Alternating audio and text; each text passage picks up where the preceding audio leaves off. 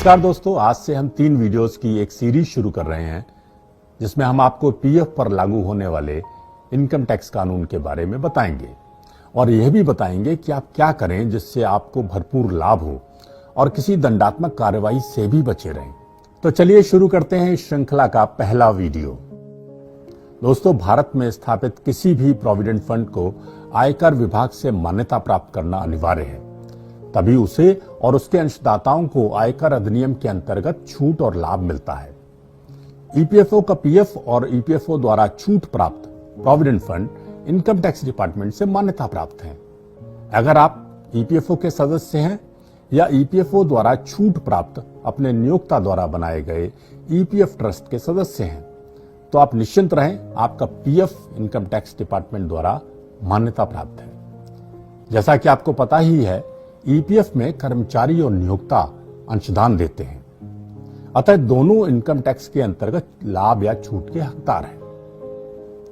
चलिए हम बताते हैं कि एम्प्लॉयर्स कंट्रीब्यूशन पर इनकम टैक्स एक्ट के क्या प्रावधान है। किसी भी कर्मचारी के मूल वेतन और महंगाई भत्ता का 12% तक नियोक्ता अंशदान टैक्स से छूट प्राप्त है, लेकिन 12% से अधिक अंशदान हो तो उस पर आयकर छूट नहीं मिलेगी।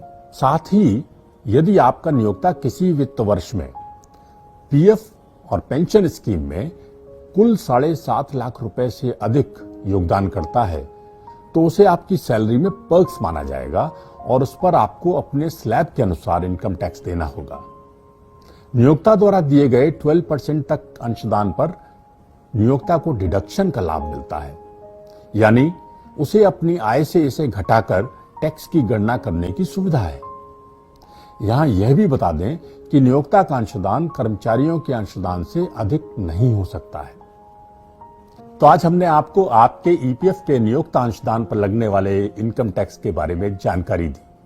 अगले वीडियो में हम आपको आपके अंशदान पर लगने वाले इनकम टैक्स के बारे में बताएंगे। तब तक देखते रहिए हमारे वीडियोस और YouTube channel social EPFO subscribe और शेयर करना बिल्कुल न भूलें। धन्यवाद। जय हिंद।